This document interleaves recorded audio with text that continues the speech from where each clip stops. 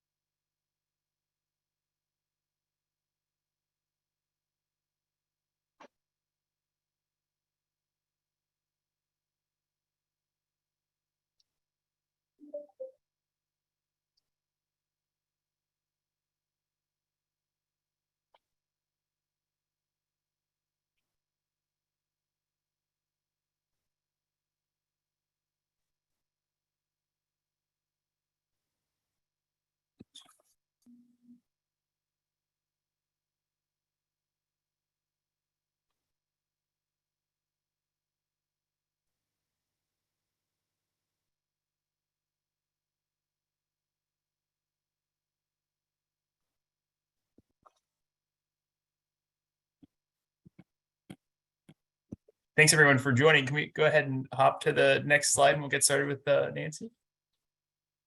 Great, thank you so much. Good afternoon and welcome to today's event on caring for women with opioid use disorder. My name is Nancy Mautoni-Smith. I'm the director of the HRSA Office of Women's Health. This event was developed in collaboration with HRSA's Office of Intergovernmental and External Affairs in Regions 3 and 9 and is part of our Women's Health Leadership Series. This event is being held in recognition of National Recovery Month, which runs through the month of September. Next slide, please. So first, a bit about our agency, and as you get to know us, please help us get to know you better by adding into the chat your name, your organization, and where you're joining us from. The Health Resources and Services Administration, or HRSA, is an operating division of the U.S. Department of Health and Human Services, and we support a broad range of programs to provide healthcare to people who are geographically isolated, economically, or medically challenged. And every year, HRSA programs serve tens of millions of people, including people with HIV/AIDS, pregnant women, mothers and their families, and those otherwise unable to access quality healthcare.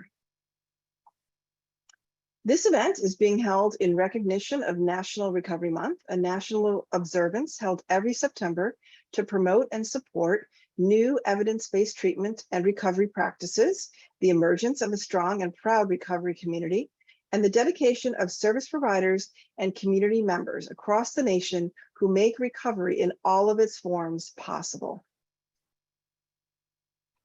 During today's event, you'll first hear about National Recovery Month and HRSA's work in behavioral health from the HRSA Office of Special Health Initiatives. Next, HRSA's Office of Women's Health will provide an overview of the Caring for Women with Opioid Use Disorder, a toolkit for organization leaders and providers that we rolled out in January of 2021. And then we'll move to a discussion on implementation of this toolkit in clinical and social settings by hearing from healthcare professionals from the Johns Hopkins University and Valley Health.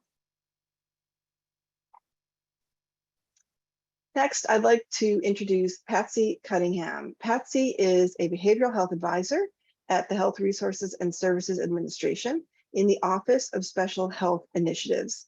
In this role, she provides advice and guidance to HRSA senior leadership on policy development and coordination for behavioral health issues that impact Department of Health and Human Services at HRSA.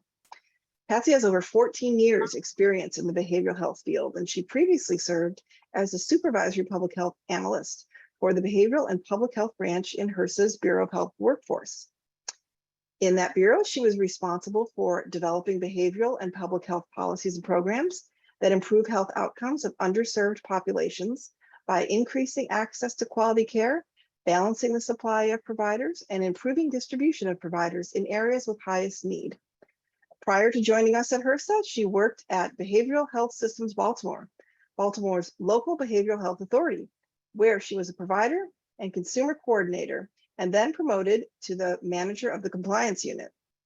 Patsy holds a Master of Arts in Mental Health Counseling and is a licensed clinical professional counselor and a national certified counselor. Her clinical expertise includes serving minors with a history of trauma, out-of-home placements, and involvement in the child welfare system.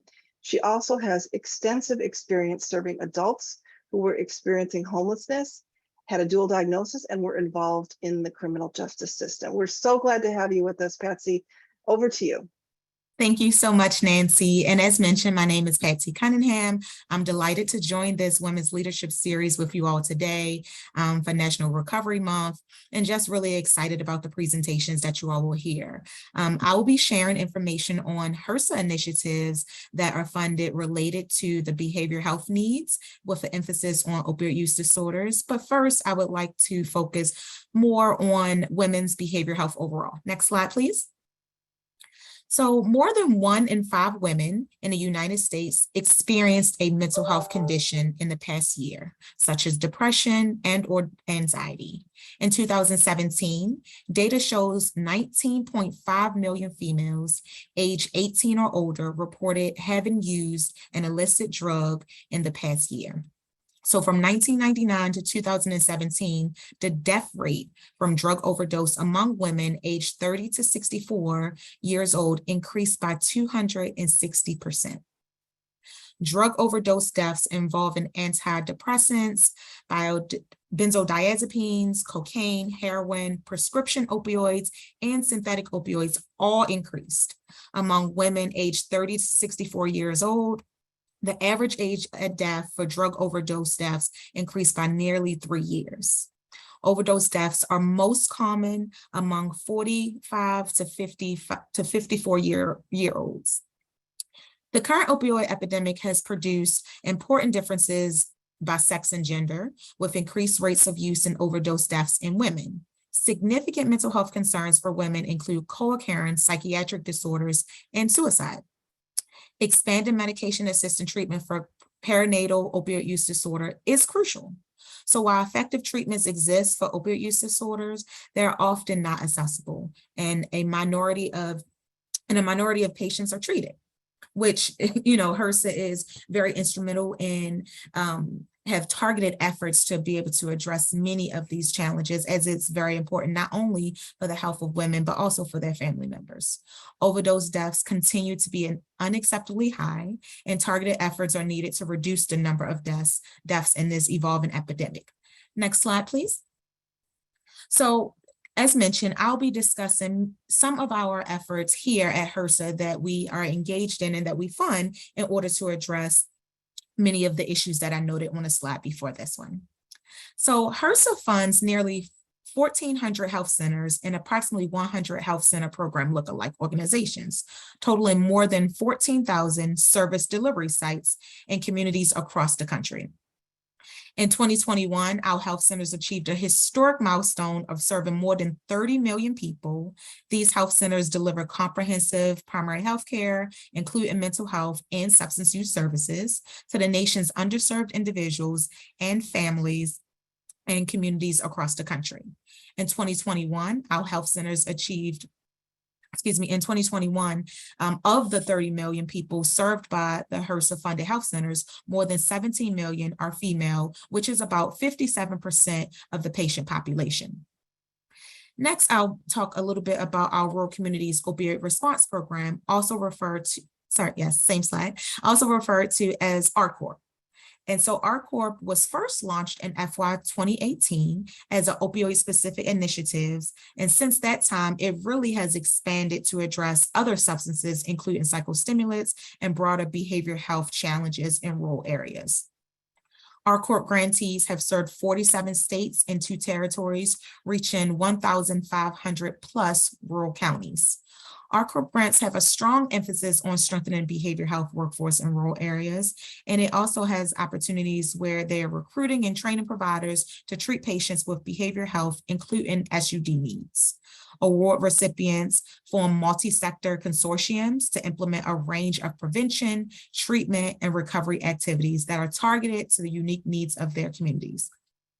Our Rural Community's Opioid Response Program, Neonatal Abstinence Syndrome Program, has a total investment of approximately $20 million. And this program really focuses on reducing incidence and the impact of neonatal abstinence syndrome, a drug withdrawal syndrome that occurs shortly after an infant is born in rural communities by improving systems of care, family supports, and social determinants of health by providing approximately 40 community-based awards. Next, which is very important and honestly has been a topic of the conversation for the past almost year or more, workforce development opportunities. We all understand that there are workforce shortages throughout various systems, not only the behavioral health system, but a part of the work that HRSA is doing in our workforce area is really looking at where there are shortages, as well as looking at opportunities to improve. So as it relates to women's health, our FY 2023 budget proposes $50 million to address these social determinants of health, which may in part include efforts to improve maternal mental health and address substance use disorders for pregnant, lactating, and postpartum individuals, including in areas with significant racial and ethnic disparities in maternal health outcomes. In addition, we also have efforts through our National Maternal Mental Health Hotline, which was actually launched on Mother's Day, May 8th of 2022. And this is a national free 24-hour confidential hotline to support pregnant and postpartum individuals facing mental health challenges and their loved ones. So not only are the individual, the pregnant person able to, and postpartum person able to access these services, but their family members are as well. Because I mentioned earlier, it's not only the individual, but also the family structure that is also impacted when a woman has a substance use disorder. Qualified counselors, staff, and at the hotline provide support, resources, and referrals, both in English and Spanish, via voice and text, so people get the help they need when they need it. There are also interpreter services available in 60 additional languages. This hotline is staffed by counselors that are licensed or certified maternal and child health professionals, including nurses, doctors, mental health clinicians, doulas, certified peer support specialists, and those having training in providing cultural competent and trauma-informed support. Lastly, I want to mention our public health approaches to perinatal substance use, the Association for Maternal and Child Health Programs, the Association of State and Territory Health Officials, and HRSA Maternal and Child Health Bureau are producing a supplement to the Maternal and Child Health Journal on public health approaches to perinatal substance use. This supplement will actually feature articles on policies and programs that address the needs of women with substance use disorders and their families during their perinatal period. The supplement will feature a wide range of authors from community-based organizations, state and local health departments, and academia. The deadline to submit a manuscript is October 1st. If you're interested in submitting, please reach out to AMCHP. Contact information and other relevant links are located in the chat box. And I think that should have been dropped just now. So please make sure you connect to that. So as Nancy mentioned, we have other speakers who are going to be engaging with you today. I will be engaging with you all throughout this process, introducing those speakers, and then hopefully at the end, we'll have time for some facilitated discussion. But next, I would like to introduce my colleague, Mr. Stephen Hayes, who's a public health analyst in HRSA's Office of Women's Health, where his portfolio includes behavioral health, violence prevention and response, and American Indian and Alaska Native health. He currently coordinates the Office of Women's Health activities in support of the development of a new agency-wide strategy to address intimate partner violence, and recently led an effort to develop a toolkit for HRSA-supported providers and their organizations to help them better meet the needs of women with opioid use disorders. Stephen, the floor is yours. Thank you so much, Patsy. And if we could just hop to the next slide. An excellent overview of HRSA investments in this space. And so I'm very fortunate to be able to share a lot of work that's gone on in the last 2 years, specifically focusing on opioid use disorder. And I'm especially excited today to be able to be kind of teeing up and leading into conversations that we'll have from experts in the field who are doing this work and meeting patients where they are. I want to just also recognize our partners in regions 9 and 3, especially Dr. Nidhi Jain, Sarah Minnick, and Kara Pilot, who've been absolutely instrumental in making this webinar possible, and also our colleague Ellen Hendricks here within HRSA OWH. You just hop to the next slide, please. Perfect. So today we're going to be talking, as mentioned, about this Caring for Women with Opioid Use Disorder Toolkit. I'm going to give a brief overview of the development of that toolkit, spend a little time on the format of it, and highlight how to navigate it. And then we're going to dive into the 3 focus areas, or as we call them, pillars of the toolkit, which are listed on the slide here. We also want to make connections today to National Recovery Month and to the HHS Overdose Prevention Strategy, both of which are ongoing efforts, and really acknowledge areas of interest in learning more from you and what you're doing in the field and how we can support that work. We're especially interested in hearing about whether you've been able to use any of the resources included in the toolkit, but also if you have any questions about them. So to be respectful of everyone's time, my email will be included on the final slide of this portion. So please feel free to reach out with any follow-up questions there if we don't get to them today in the chat. Hop to the next slide, please. Thank you. So teeing up kind of where this work began for our office. To start, obviously, just as a universal baseline, opioid use disorder, as I'm sure most of us on the line are aware, or OUD, is a type of substance use disorder. People with OUD misuse illegal, synthetic, or prescription opioids, and opioids include drugs like heroin, fentanyl, or oxycodone. If not treated, OUD can lead to addiction, health problems, or death. But fortunately, there are also many treatments available for OUD, including medications for opioid use disorder, or MOUD. When we started this conversation with our partners across HHS and within HRSA, we used the data that was available to us then. So I'm going to cite some of that now, acknowledging that some of these things have shifted slightly. But one thing that unfortunately is not is that OUD is an ongoing and evolving public health crisis that disproportionately affects women, which is why it was of particular interest to OWH here within HRSA. Available data at the time told us that deaths from opioid overdoses among women increased more than 471% from 1999 to 2015, compared to the already extremely high 218% increase among men. At the time, women were also more likely than men to receive prescriptions for opioids, to use them chronically, and to have prescriptions for higher doses, as well as receiving prescriptions from multiple doctors. And we also, in the data that was available to us at the time, saw very clearly that women who used opioids were also progressing to dependence more quickly than men as a result of a number of NIH-funded studies, and experienced more cravings, were more likely to relapse. So the need was very clear, the disproportionate impact was clear.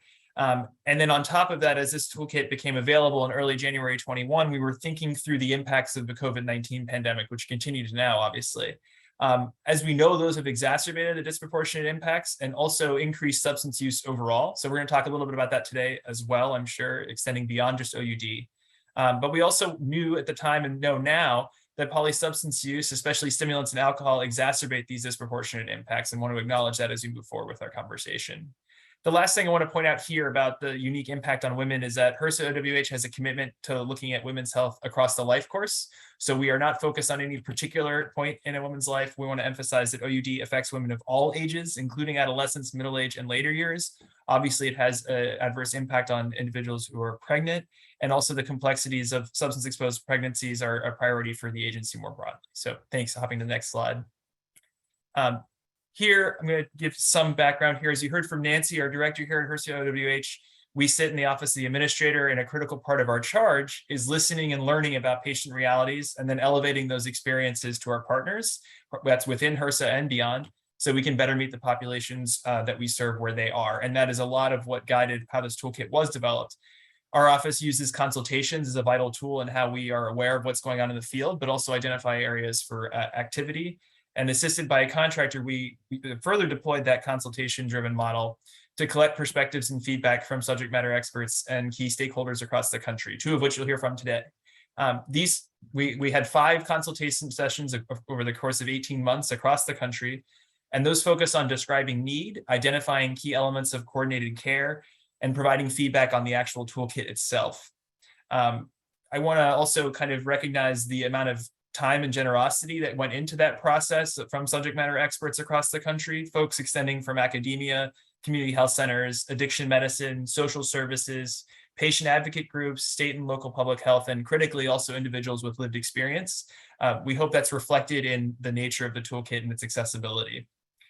The toolkit's intended to be a guide really to help healthcare and other social service organizations and leaders provide and improve the care coordination for women with OUD in their settings. And so while it is targeted towards HRSA supported settings, the principles laid out within it are applicable beyond those. And we also think that some of the resources in the toolkit can apply to your work with women with substance use disorder more broadly.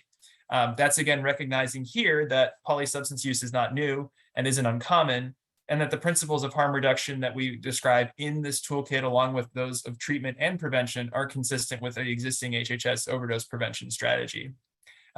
Lastly, on this slide, we also recognize that OUD continues to evolve.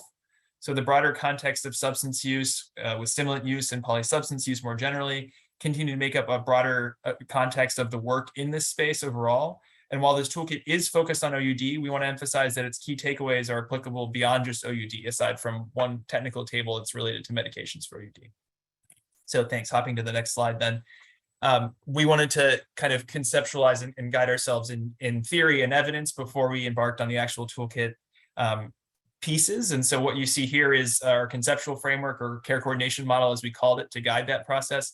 I won't go into too much depth in this, but what I will say is that we recognize that if we were focusing on organizational and provider levels, it was critical that we acknowledge the structural barriers that existed and the external conditions that influenced that. So thinking about, for instance, in our consultations, we heard a lot about the policy and payment context of care for women with OUD and how that can be a barrier. Obviously, that's something that as organizations and providers, we are not necessarily positioned to address directly, but we also know that there's some things that stem from these structural factors or these external impacts that can positively or negatively affect our work. Thinking about the COVID-19 pandemic, we've seen that sometimes there's been some positive effects in how we can do this work with telehealth waivers and similar flexibilities, but also an exacerbation of barriers, obviously. So the real takeaway from this is emphasizing our focus on placing women and their networks at the core of the work that's going on in this area. So thanks. Hopping to the next slide. We've talked a little bit about the context of the toolkit, so delving into it here. The front of the toolkit is designed to kind of set the tone of how you can use this resource. We want to emphasize that we recognize folks before the pandemic were already experiencing a lot of TA fatigue, and that was a real focal point of our consultations with folks who were the intended end users of this toolkit. And the way that we were encouraged that we could kind of navigate around those things were by leveraging things like these icons that you see here for tools and key takeaways, but also the document itself, when you access it as a PDF, hyperlinks between these sections, and recognizes that folks aren't going to come to a particular section having read the preceding ones. So one thing that I'll emphasize as we get to sort of the focal points of the toolkit itself is how it is referential of recurring themes. And those themes are reflected in the three key pillars we talked about of shifting the culture around addiction treatment, of meeting women where they are, and of developing partnerships to bolster supportive services. We really want to emphasize here also that stakeholders kind of carried with us along the way the fact that kind of trying to be overly specific in our descriptions of some of the things that are achievable in certain settings makes it a less approachable document. So we do speak in some terms that might be a little bit more general here, but it's in an effort to make it so that they can be more applicable in different settings, and also critically have community input to tailor them rather than us telling folks how to tailor to a community, if that makes sense. So hopping to the next slide, the practical tool that you see here is on page 40 of the toolkit. Actually, this is a self-assessment for organizations and providers.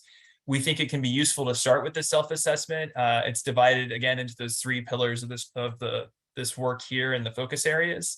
It also is a good way to kind of level set around language within an organization even, and ensuring that folks are understanding terms to mean the same thing when they're using them, which is a disconnect we heard a lot about during our subject matter expert engagement.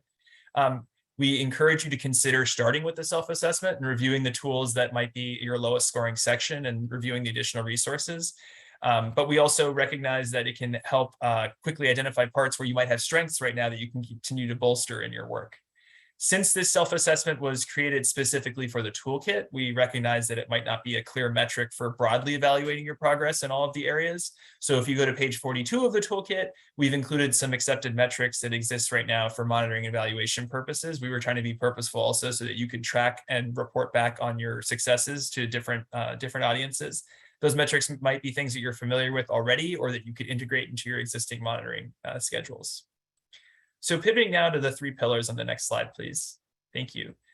The first, as I mentioned, was shifting the culture around addiction and treatment. And so I want to emphasize here that this is purposefully placed as the first pillar. I'm sure that's not a surprise to those on the line, but the feedback that we got consistently around all the variables that unfortunately many of us are familiar with working in this space around stigma, around a lack of access because of structural barriers, absence of transportation, or just folks having a sort of internal shame about being able to access services, all stemmed from how it is that we talk about and how it is that that affects what we do in addiction medicine and treatment there. So the real thing that is reiterated throughout the toolkit, no matter what resource you're looking at, is the importance of recognizing how we can treat substance use as a chronic medical disease and how it is not a moral failing, it is something that requires treatment. And also the treatment in the case of OUD in particular exists that is effective, and we have a lot of evidence to bolster that. The tools in this section include addiction as a chronic medical disease and evidence-based treatment options for opioid use disorder. These use a key takeaway and myth versus fact format, as well as a guiding table with an overview of MOUD that's available in prescription. And we're excited to see also how this resource, again, that was rolled out in early 21, is still consistent with principles in the overdose prevention strategy, especially under the treatment wing, thinking about broadening access to evidence-based care that increases willingness to engage in treatment, but also increasing the uptake of evidence-based treatment delivery, improving engagement and retention in care. We'll talk about themes from this pillar and the other ones. So if we go to the next slide and look at our second pillar of engaging women with opioid use disorder in care, this is one that had kind of the most recurring thought and discussion about in terms of how it is that we ensure that our patient visits are effective starting points or continuation points for getting into care, or at a minimum meeting folks where they are in terms of what their needs are in that moment. One thing that will probably not come as a surprise, though, is that trauma-informed care strategies kind of carry through the importance of doing those things anyway. So they are front and center in sort of the description of the resources that exist within this section. Those tools include strategies for organizations to provide trauma-informed care, navigating first appointments with women with OUD, and engaging women's support systems, recognizing that folks are, parts of networks, they're not necessarily monoliths. This also uses the key takeaways and strategies and tip highlight boxes section, as well as focal points for provider and organization leaders to work on making their organizations more responsive to individual needs. We also know that there may be something that presents kind of as a most urgent clinical item in a clinical visit. But if something like custody or experiencing violence or any other acute condition are the most important things to a patient, that's where we need to start to meet with them. So the resources in this section kind of talk about how organizations can do that, how providers can. And here again, a connection to the existing overdose prevention strategy in enabling access to and encouraging use of integrated recovery support services under the recovery services umbrella, and also working on the treatment piece. But so as we pivot to what it is that makes these supportive services and other wraparound services possible, we go to the last section here on the next slide of the toolkit, which is about creating and maintaining partnerships. And so we're going to close on this thought because deepening and expanding the services available to our people through meaningful collaboration with other units, teams, and organizations is something that's achievable both within our own organizations and with other partners in our area. And this is something that is true at the federal level and all the way down to the local level as well.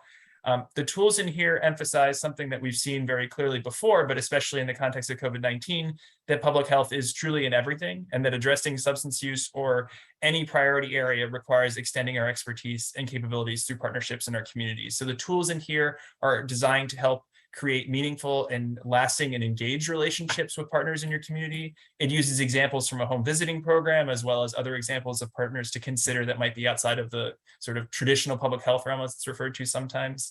But from a HRSA OWH perspective, to close here, we also wanted to kind of emphasize that, as we have tried to convey throughout the toolkit and hope that you've seen in your application of it in the field, people are more than their conditions, and their strengths and needs are not always immediately apparent. but the infrastructure needed to support them certainly doesn't exist in any single place, regardless of what those needs are. And we can always be doing more to help connect those necessary services. And partnerships, for instance, as this section of the toolkit focuses on, are more than just warm handoffs. It's an ongoing and dynamic process. We hope that this is something that makes it easier in your settings and that we can be a partner to you moving forward. So on the last slide, we have my contact information. Again, the slides are being dropped in the chat as well. Please feel free to reach out with any questions or comments, and we welcome that kind of engagement going forward. I'll pass it back to Patsy for our excellent other speakers. Thank you. Thank you so much, Stephen. Our next speaker is an expert in the field, Dr. Michael Fingerhood. Dr. Fingerhood is a professor of medicine and public health at Johns Hopkins University and chief of the Division of Addiction Medicine at Johns Hopkins Bayview Medical Center. The mission of his career has been to promote and improve the provision of medical care to patients with substance use disorder with the development of innovative programs related to care of these individuals. In 1994, Dr. Fingerhood created the Comprehensive Care Practice, a primary care practice largely devoted to providing care to individuals with substance use disorders. Dr. Fingerhood. Thank you. So you're going to hear from me how much I enjoy taking care of patients, I hope. And I'm going to do this by introducing you to one of my own patients and try to convince you how the toolkit is used whenever we provide patient care. Next slide. Slide. This is a woman I met about 2 years ago. It was actually probably in the fall of 2020. She's a 28-year-old woman seen for her first visit. She'd had multiple emergency department visits for back pain, one opioid overdose, and many filled prescriptions of oxycodone from many providers that I could see through our PDMP, where we can look at filled prescription drugs. She had abnormal pap smear 3 years ago, history of HIV, and I do HIV care as well. Not on medication, hypertension. And then I want to emphasize the red is ways to think about applying the toolkit. So unemployed, lives at home with a 2-year-old daughter, so she has an obligation there. So that certainly has to factor in how we think about providing her care, and has insufficient access to food. And I want to emphasize this is something that we should be asking. And I am sure that it's very few providers in primary care settings who specifically ask about access to food, and it's something that we need to get better at. So we need to get better at looking at social determinants of health and realizing how much these things impact someone's health, especially as they may choose whether to buy food or a copay on a prescription, for example. Now, her agenda was getting a script for oxycodone, and my agenda was building rapport, again in red, getting her engaged in medical care. I think the word engaged is a two-way street, which we'll talk more about. Initiating treatment for opioid use disorder. So I want to emphasize that when someone is in front of you, I call them touch points, right? So you never want to feel that you missed a touch point. So I had a conversation with a patient that I could potentially, especially in the setting of fentanyl in 2022 or 2020 in this instance, could save their life. And I know that in order to provide her medical care, I have to be able to address her social needs and find ways to give hope. And I think that's a common theme. One of the slides mentioned it too, giving hope. Next slide. So I'm going to fast forward, and then I'm going to fill in some of the gaps too. So after 4 months, I'd seen her 7 times, and 2 of them were telemedicine. So remember, she had a 2-year-old child, so transportation may cost something. If she comes to see me, at that point, she couldn't come with her 2-year-old child to a medical visit. And it might not be feasible. So telemedicine is a great way to make visits convenient for women who may have children at home. And she felt engaged in care. And we're going to talk about what makes patients feel like they're engaged. She's in recovery. She was treated with medication in the office setting with buprenorphine and naloxone. And the word recovery is in red. And I just want, the way I use the term recovery, and I point this out to patients, is I try to convince patients that recovery means making today better than yesterday. And you'll hear more about the word, but never use the word clean. A medication for hypertension, she's adherent to medication for HIV, Viral load was undetectable. She had a PAP done and no emergency room visits. So, but the real measures of success besides those were she self-described her mood and self-esteem was much improved, better relationship with family. We're going to talk more about that. I actually can provide food at medical visits. She meets with our peer recovery coach. You'll see a discussion of peer recovery coaches in the toolkits. And in fact, I think they should be an essential part of most primary care clinics. And we were able to coordinate care with her in order to get her food assistance as well with food stamps. And she's working part-time. Slide. So this is one of my favorite paintings, and this was Edwin Munch, who battled himself alcohol use disorder. And his original name for this painting was Despair. And I see the heading, Overcome Despair. So I'm going to offer to you that for many of us, we're actually the person in the front as we try to take care of so many patients desperately in need, that our patients are actually the ones, if you look in the water in the midst of an abyss, that they don't know how to escape, and we need to help them get out of that abyss. And I now sometimes view that the person who's looking at that railing who may jump into the abyss is perhaps the next person in our waiting room. Next slide. A few years ago with some medical students, we decided to do a qualitative study asking two related questions that are slightly nuanced. And I'm going to go quickly. So what we asked was, one, what should providers expect from their patients with addiction? And then we did analysis and we tried to come up with themes. And it turns out to be not difficult to come up with unifying themes. And it distilled down to two things: the desire to receive care that would improve health, and engagement and care based on trust and rapport. And this was mentioned over and over again. So it was really easy to come up with these two distilled answers. Now, the next slide shows a slightly different question, which is, what do patients with addiction need from their providers? And these are, yeah, there was a little bit more variation. And I included all five of the most common, and these were really at the forefront. So they really weighed above most other themes. And they really inform a knowledge about addiction, a duty to treat. So the patients use this term, a duty to treat, right? That we're obligated to do this. A focus on overall health, to engage patients in care. Again, that's in the toolkit, right? Engaging patients, meeting patients where they are, patient-centered care, and treating the full scope of illness. And these are the three terms that they used: isolation, rejection, and creating hope. And isolation, I think I always want to point out that addiction is very isolating. And even though you may be using, and certainly we know during COVID, people unfortunately were more likely to isolate and use alone, and that contributed to higher overdose deaths. But to bring these to the forefront in discussion, I think is really important. Next slide. The three themes I discussed with patients, first is shame. And I bring this to the forefront. And one of the reasons I bring it to the forefront also, even my patients who are doing well, is because I'm afraid that if they're doing well and they have a slip, that they'll be ashamed to tell me. So I always discuss as I meet them, and I bring this to the forefront, and it's rapport building as well. Next slide. Self-esteem is the second issue, and we work on this throughout the time I take care of patients. And I think this is useful. Right? The best thing you do for yourself is stop using drugs. The patient, I don't deserve the best. What else can I do? And we need to acknowledge that's where our patients frequently are. And it's a clear obstacle sometimes to recovery. And again, bringing it to the surface is really important. Next slide. Now, the third piece, which our patients will work on forever, is coping skills. And there's so much to coping. Unfortunately, even from a young age, many people through movies or commercials learn, for instance, that you can cope with stress by having a drink or going to happy hour. But our patients have beyond that, right? So they're coping with intimate partner violence, PTSD.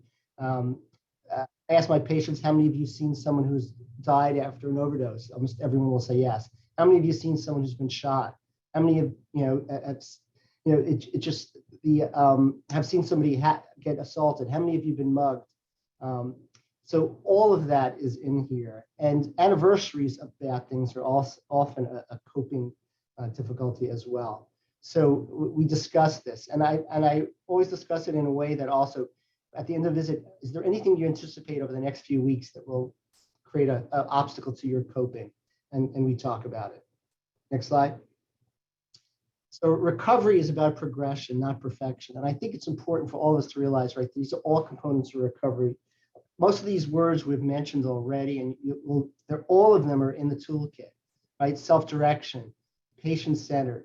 And one of the things I always say to patients, especially if they've gone to 12-step meetings, is that they may have heard the phrase within the 12 steps that they're powerless over, their drinking or their drug use. But I think that we have to be careful when we say that, because recovery should give them empowerment. And the empowerment is to make their lives better, to get help, to be in healthy relationships, to have the social determinants of health improve. So I think all of these pieces are important. Next slide. I just want to emphasize again, I mentioned 12-step meetings, is we have to be careful, because many patients, unfortunately, will get this message: you're not in recovery if you're on medication. And I discuss this with patients. And this can come from 12-step groups, can come from family members, can come from friends. And I anticipate that at some point, my patient's going to hear this from someone. And we bring it, have a conversation about how to respond. That medication, just like any other illness, whether it be diabetes or something else, is something that helps us. And we shouldn't view medication for opioid use disorder in any other way as medication for hypertension or diabetes. So one of the goals I've always had is to try to help patients as much possible in one setting. We created a program. Initially, it was a program based out of Boston called Health Leads, but then we created our own program called Hopkins Community Connections. And I encourage people to be creative, and you really do have to do as much as possible coupled to a medical visit. So we have Hopkins undergraduate students who get some credit as part of a course, and we have 16 of them this semester, for instance, and they can help patients. So I should also say, through the Maryland Food Bank, we have a food pantry on site, which has been amazing. We have different types of meals. We have food for people who have to of different weight, depending if they have to take it on a bus or not. We also have computer access, so we've teamed up and been able to directly help patients while they're at their visit sign up for things like IDs, for food stamps, for housing. So a student will sit with them, and we have direct linkage into databases. We've got ability through some donations, and we are what's called 340B to help with transportation. We've gotten through a lot of community activation and through seeking of grants and begging for help, ability to help people with things like transportation, besides transportation, with furniture. We've teamed up with dentists. We've teamed up with a variety of things. I mean, every time we found something where we wasn't sure how we could help them, we usually found a way. And we do this in a very deliberate way. It's actually the students can document in our health record, which is really useful. Next slide. I just wanted to point out, I only have 2 more slides, that we did a study. So one of the questions I think that people offered was, well, can you show this is effective? And how do you fund, for instance, having a peer recovery coach? You have to make a choice of who you want in your office, right? We all need office staff, and you have to decide who's important.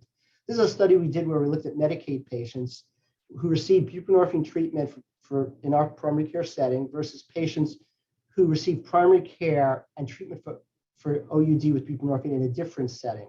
So CCP was our setting, non-CCP was non-integrated care. So I just want to point out, so our 6-month retention is almost 80%. Non-CCP was about 60%, but most important, we looked at total cost of healthcare. We were able to get buy-in from the state to look at Medicaid data, and we were able to show significant cost savings in overall healthcare costs, right? This doesn't even factor in, other costs associated with not continuing treatment for opioid use disorder. So it's beneficial not only to patient satisfaction, but also to healthcare system cost. Next slide. Just want to, part of the toolkit is also fighting stigma. I know there's somebody on this call from Boston Medical Center, so we used this a little bit from them, from Michael Botticelli. We adapted it. You can actually go and look at our Words Matter Stigma pledge, and I encourage wherever you are to consider creating your own pledge to fight stigma. Thank you. Thank you so much, Dr. Fingerhood. Next, we will hear from another expert in the field, Rachel Moreno, Chief of Staff and Chief Transformation Officer, who has been with Valley Health for 6 years, focusing much of her effort on expanding access to behavioral health and medication-assisted treatment in Valley Health service area. Rachel is responsible for the operational oversight and development of select health centers and programs, including behavioral health, medication-assisted treatment, pediatrics, dental, and the Women, Infants, and Children program. Rachel received her bachelor's in public health from Oregon State University and master's in healthcare administration from Marshall University. Rachel, over to you. Thank you so much, Patsy. I'm really happy to be here this afternoon, and I'm hoping I can share a little bit with you all about how we've applied the toolkit at Valley Health, and also give some tips and recommendations if you're looking to start services or enhance the services that you currently offer. I know we could talk about this for hours, so if you have any questions, feel free to drop that in the chat, or my contact information will be at the end of the slides as well. Next slide. A little bit about Valley Health so you can understand how we're situated. We are a federally qualified health center based out of Southern West Virginia. As you can see from the map, we have quite a few different health center locations spread across 6 different counties in West Virginia and 1 in Ohio. We also border Kentucky, so we see patients from both of those states. We offer a variety of service lines. Some of our health centers are fully comprehensive and offer every service line. Some may have primary care and dental, but no mental health services, for example. The service lines that we'll talk most about today are primary care and behavioral health and recovery services. Next slide. In 2021, just to give you a little bit of an idea of the amount of individuals that we see and the size, we saw upwards of 88,000 unique individuals across our service area. 68% of our patients that are between the ages of 15 and 64 are women. We have quite a large women's health program in our service area, and I felt like that was pertinent to our discussion today. About 54% of our patients are at or below 100% of the federal poverty guideline, which may speak to some of the additional needs that they have or social determinants of health that we aim to address in the program. And then I also included a breakdown of our payers. We are in an expansion state, which has been incredibly helpful in terms of providing appropriate coverage for substance use disorder treatment, not only for feasibility for our patients, but also sustainability of our programs. Next slide. So of our 30+ clinics, we offer medication for opioid use disorder at 2 of our health centers. In 2016, West Virginia passed some legislature that requires office-based medication-assisted treatment programs to be registered with the state. I believe this is unique to our state, but there may be similarities in other states. There's also some additional parameters about where you can open new clinics. And so for right now, what we do to reduce barriers regarding transportation is to incorporate telehealth and then also provide transportation assistance and collaborate with Medicaid transportation services. We do not have any standalone addiction treatment centers. The 2 places in which we offer this are in an integrated setting, which is something that's incredibly important to us, and much like what Dr. Fingerhood presented on. Those service lines at those health centers include primary care, peds, OBGYN, and behavioral health. A variety of clinicians practice in our program. The bulk of the providers are primary care providers, whether they're family medicine physicians or family nurse practitioners, but we do have an OBGYN and emergency department physicians practicing in the program as well. That might be for 4 hours a week or 24 hours a week. It really just depends, especially as we look at other access needs throughout the system. I will say having other disciplines work in the program has been really helpful in shifting the culture in various departments, or for example, back at our local ERs, where those physicians have been able to take knowledge with them and help change the culture there. Next slide. So looking at the different components, much like what Dr. Finger had presented, we are very strong advocates for providing as many services on site as possible. I will say that it is important to be creative, as he mentioned, and for us, these services evolved over time. We had a physician who wanted to start prescribing medication for opioid use disorder back in 2009, and so that's when our journey started. But initially, for example, we contracted out for therapy services. We recently added peer coaching in the last couple of years, so it's certainly been an evolving process. We do offer buprenorphine and naloxone as well as Vivitrol, and we refer out for methadone because we're not able to prescribe it in our health centers. And that's all determined on an individualized basis with patient feedback and involvement and assessment by our clinicians. We also couple this with individual and group therapy, which we do have state regulations and Medicaid regulations as far as the frequency of those services, peer coaching that's offered through collaborative services, physical health care, which oftentimes is delivered by the same primary care provider delivering the addiction treatment. But for example, if a patient is seeing one of our ER physicians, they'll be referred for primary care, usually at the same health center that they're being seen. So we reduce, any issues that they may face with transportation and also going to a new health center that may seem new to them.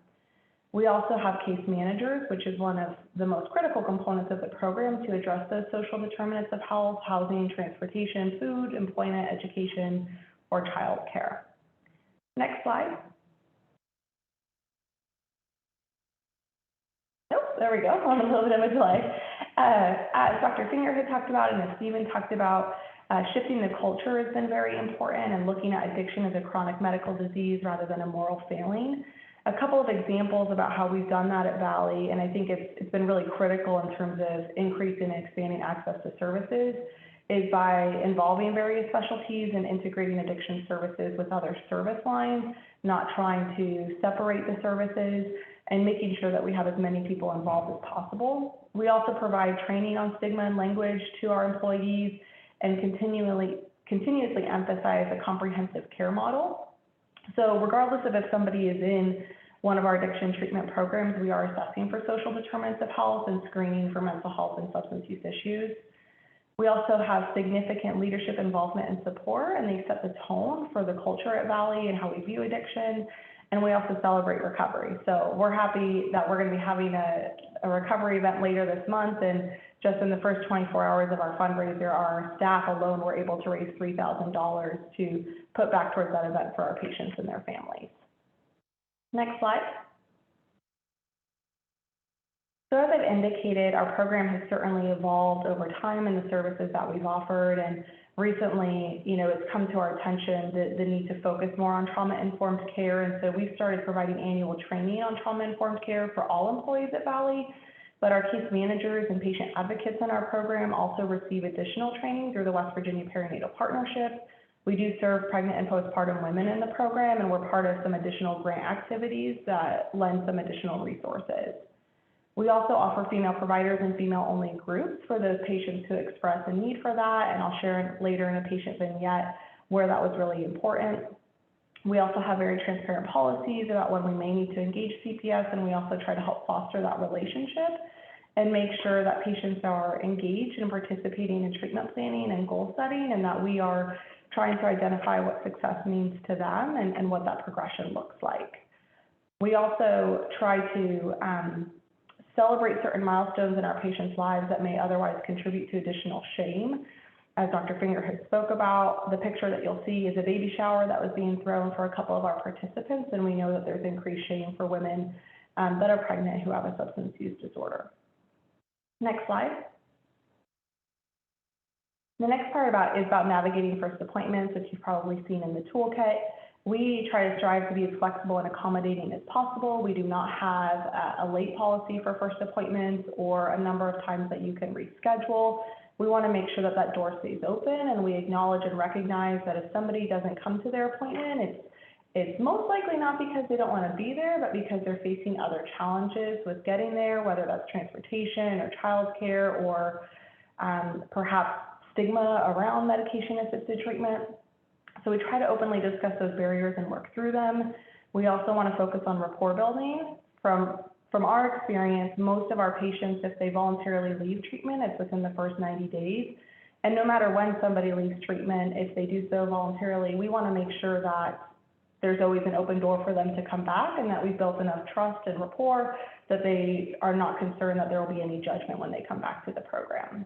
We also allow small children to accompany women to visits, including group therapy, and then we arrange for child care services for children of older ages. Next slide. Engaging women's support systems is also very critical, as Stephen spoke about. A couple of the ways that we do that are by prioritizing getting women's support systems into treatment. So I can tell you that at any given time, we've had 5 or 6 family members in our program, all seeing different providers to try to reduce any conflict, but we have made that a priority, noting that it's going to be helpful for the success of the woman who's already in our program.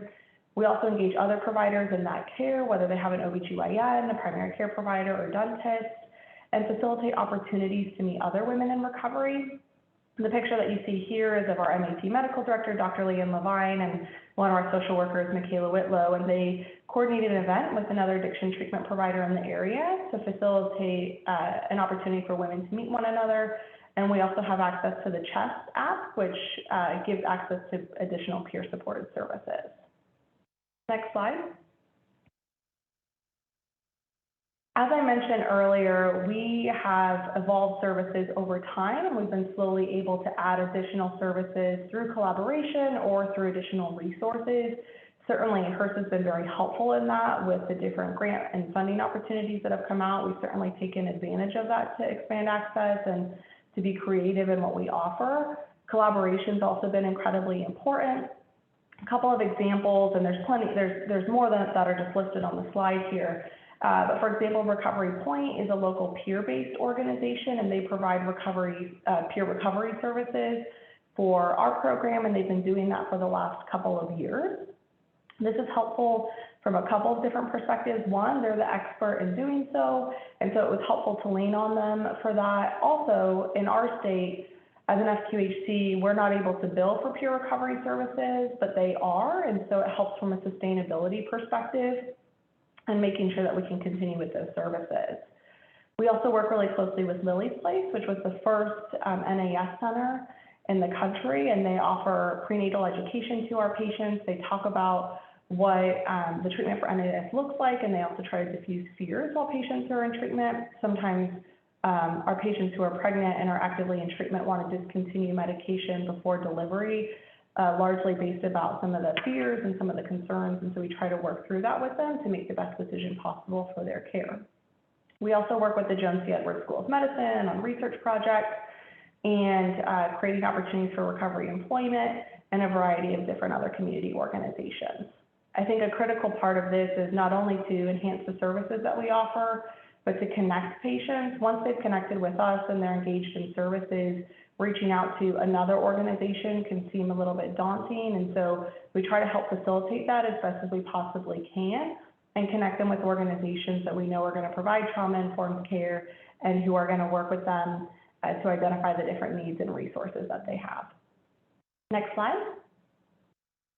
All right. Moving forward, I recognize this picture is a little gloomy. I did not do that intentionally. We think the future is certainly bright and hopeful. Some of the things that we want to focus on is further integration within our women's health clinics. As I mentioned, we have a very large program, and we'd like to get more OUD treatment and behavioral health services on site. We want to address access concerns for our more rural populations through policy change and make sure that we're better understanding the trends in our community and sharing information appropriately. Next slide. All right, a couple of patient vignettes and examples. We have a 31-year-old female who was referred multiple times over the course of a few years. I think this is important as it relates to the toolkit and navigating first appointments. There was never any penalty for this woman not engaging in services the first time. She'd been referred after a few overdoses at the local hospital. The most recent time she was referred, she was in her 3rd trimester, and she was using heroin, meth, and THC, and she had a history of trauma that preceded her substance use. Prior to delivery, she was educated about topics like pain control during delivery, the possibility of NAS, and what NAS treatment looks like. As I mentioned before, some of our patients will want to stop treatment or stop medication use because of fears about what that's going to look like in the hospital. So we'll have sometimes even labor and delivery come and talk to our groups about this. Next slide. From a support system perspective, this individual's partner is now engaged in treatment with us, which was also part of a safety plan with CPS. Initially, when she started in the program, she was unhoused and working with the city mission, and she's now had stable housing for almost a year. She also recently transitioned her medication from daily oral buprenorphine to the monthly Sublocade injection. She was initially hesitant about it, but has shared with and it was her choice, but she shared with our staff that she's happy about the decision that she made and has worked through other coping skills that have been helpful in making that transition. Next slide. One more vignette. We have a 41-year-old female. She was established with a primary care provider at Valley Health, and she had a history of bipolar disorder, suicidal ideation, and heroin use. She'd also been off of her psychotropic medications for over a year. She was referred for addiction treatment, and we initiated MAT the following day, as well as psychiatric services.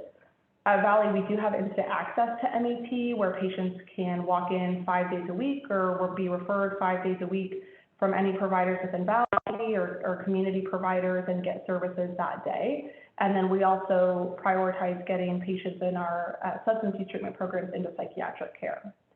Unfortunately, during her time in treatment, she experienced a sexual assault, and after that assault, she requested to be moved to a female group, which we were able to accommodate. She also expressed discomfort being around males in the office. Next slide. So we accommodated with a separate waiting area for her to wait for her appointments where she did not have to be surrounded by other male patients. She also became employed part-time and initially wanted to work in a stocking room where she didn't have to interact with a lot of customers.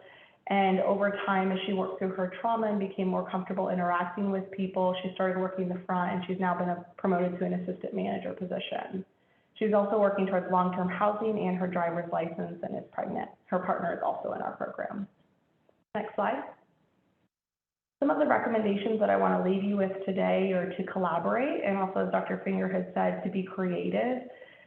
These services are incredibly important, and while I know it can seem daunting to provide all of those services at one time, there certainly are community partners who share the same mission, and we're going to be more effective at offering comprehensive care when we're not in silos.